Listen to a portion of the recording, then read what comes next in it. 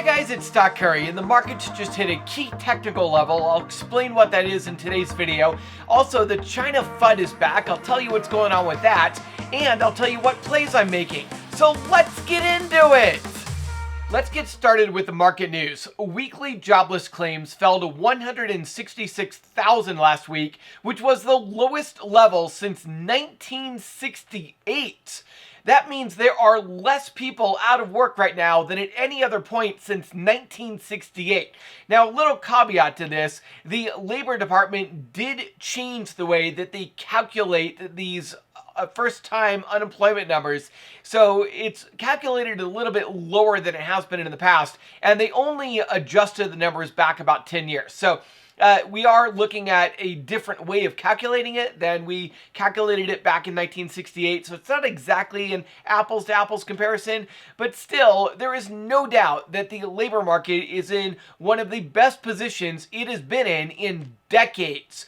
Now, this is really good news for the Fed, because that means they can get a lot more hawkish, a lot more aggressive with the rate hikes and selling off their bond assets without worry that they're going to hurt the economy. Since the economy is so strong right now, they can go ahead and raise rates without any worry of triggering a recession in the near term. Now, in yesterday's video, I talked about how rising interest rates are causing mortgage rates to go up, which will eventually cause housing prices to come down. And in fact, just today, we got news that housing prices are starting to come down. Home sellers are starting to lower their asking prices. 12% of homes for sale had a price drop during the last 4 weeks. That's up from just 9% a year ago. So already we are seeing rising mortgage rates and rising inflation cause housing prices to come down. And of course, that is going to trigger everything I've talked about in the past few videos, including ultimately more foreclosures, less people buying homes, and eventually, a year, 2, 3 years down the road, a recession. And unfortunately, it looks like things are getting worse before they get better. Now, we talked about how the pandemic and these new variants that are springing up could cause a downturn in the markets. And already, we are now seeing manufacturing grind to a halt in China as these lockdowns expand. Now, this is affecting suppliers to companies like Apple and Tesla. So we might see Apple and Tesla stocks come down as people start pricing in less deliveries and lower profits going into Q2 of this year. And of course, with Apple and Tesla being two of the biggest companies in the world, they also make up the largest weight in both the NASDAQ and the S&P. So if those two stocks come down a price, they're going to bring the entire stock market down with them, mostly in the NASDAQ and a little bit less so in the S&P. So we've really got to watch out for a downturn in the NASDAQ and S&P, which is going to bring me to the technical level that we just hit, but I'll get to that in just one moment. First, I want to talk about the China FUD that is now back. Now, we're not talking about Chinese stocks getting delisted. That actually appears to be getting better. What we're talking about is China cracking down on tech companies once again. The founder of JD.com stepped down, as well as several other high-profile executives, after China started to crack down on JD.com. Now, you may or may not remember a few months ago how when Alibaba was getting cracked down on, people thought this might affect JD.com, since JD.com was in a very similar situation to Alibaba, with the Chinese government claiming that they were a monopoly. And now it looks like the Chinese government is coming after JD.com. We're already starting to see that with these resignations. Now, who knows what's going to happen, but this is certainly not good news for the ticker symbol JD, which is the Chinese listed US ADR for JD.com. So I would not be investing in Chinese stocks right now. I think there's just too much risk, even if the company appears to be undervalued and they have great growth and all that stuff. As we saw with Alibaba, the Chinese government can come in and absolutely destroy the company overnight. So it really doesn't matter how good the growth is or how good the earnings are or how much cash they have on hand. None of that really matters when you're dealing with the Chinese government. What really matters is the Communist Party and whatever agenda they want to put forth. So unfortunately, I think JD and NEO and Alibaba and all these stocks are just going to be a little bit too risky right now. I personally am going to hold off on investing in them until the FUD goes away once again. Now, before I get into the technical analysis and we talk about these key technical levels that the markets just hit, I just want to talk about Twitter real fast. This ticker symbol TWTR. Now, one thing that was really interesting today is that Elon Musk filed another SEC form today, essentially changing his status from a passive investor to an active investor, meaning he's now going out and trying to make active changes within Twitter. So this is a little bit significant, but not really. Still, with this change, a lot of people are concerned that the SEC is going to go after him once again, and that's why we saw the Twitter stock drop over 5% today. Now, I actually posted in the VIP Discord that it might be a good idea to go ahead and sell the Twitter puts because we were up quite a bit of money. I think the $50 put we were up about 200% on, and the $46 put we were up anywhere from 30 to 70% on, just depending upon what time of day it was. And so I had actually recommended that people sell those put options for profit if they're risk adverse. Now, for me personally, I'm holding on to my put options because I still think this gap is going to get filled, and I think TWTR is going to drop down to somewhere between $40 and $42 a share. So if it does that, I should be able to make a lot more money on those put options. It's risky, of course, because clearly TWTR has very strong support at $47 here at the 200-day EMA.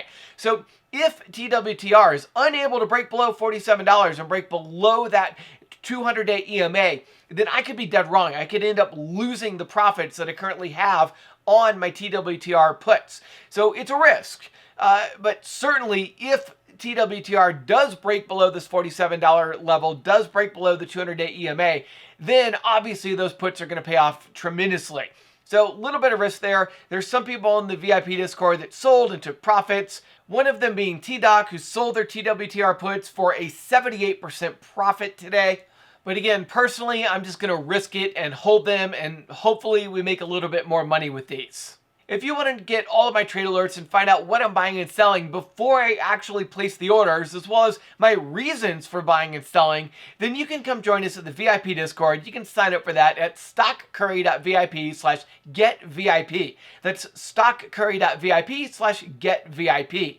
All right, now let's get into the stock market technical analysis and discuss what key level the stock market's just hit today. So I'm going to start with the QQQ, which is a NASDAQ 100 ETF, because this is the one that I've done the most amount of technical analysis on. Now, the first thing I want to point out is just taking a look at the candles. While we did close up today, we did briefly drop below the 38.2% Fibonacci retracement level, which is bearish. Now, on the bullish side, we did bounce off of a very strong support level at $348.50. So we have a little bit of bearishness, a little bit of bullishness, but what I really want to focus on is the MACD. As you can see here, the MACD is about to form a death cross. That's when the gold line drops below the blue line. And also, as you can see on the histogram, it is at the very end of these green bars. It's about to turn red. So literally, the MACD is about to turn bearish, and almost every single time this MACD forms a death cross on the indice, that index will continue to drop. So at this point, I think there's a very strong chance that QQQ drops down to the next Fibonacci retracement level at $338. Now, while QQQ is very close to forming a death cross, if we take a look at SPY, which is S&P 500 ETF, this one actually did form a death cross on Thursday.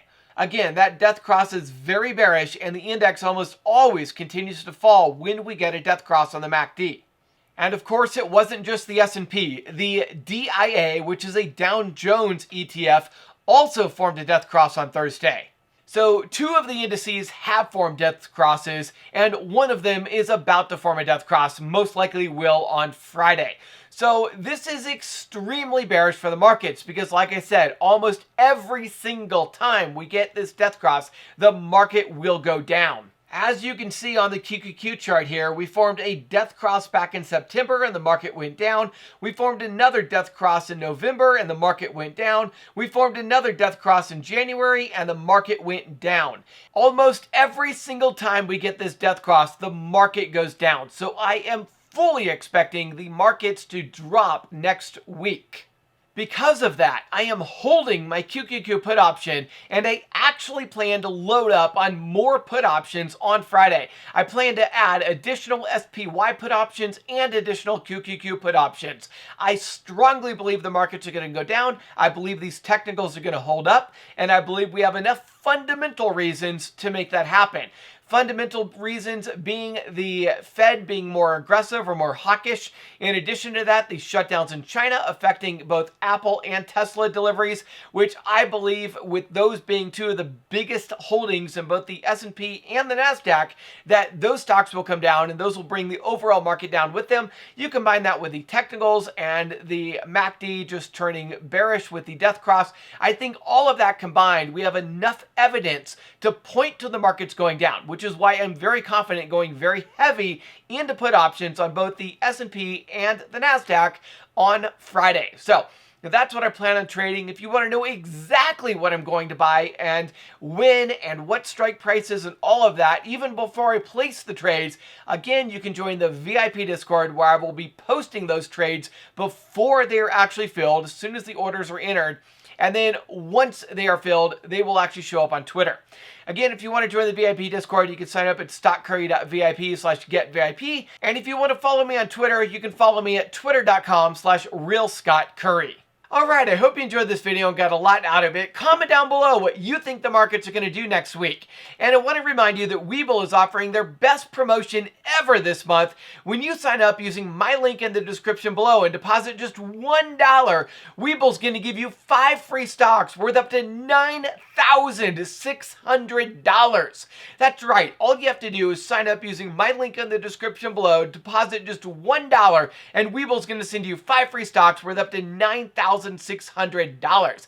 They're also going to give you $5 when you make a first crypto trade, and I want to remind you that New York residents are now able to trade cryptocurrencies on Webull. Now, if you're not a US resident and you want to get in on these option trades with us, I want to remind you that Interactive Brokers offers options trading throughout the world, including in the UK. So if you're interested in that, you can sign up for Interactive Brokers. I have a link for it in the description of this video. All right, guys, I hope you have a lot of success trading. Please don't forget to hit that like button, subscribe, and click the bell icon so that you can get notified when I release my next video. I will see you on Monday.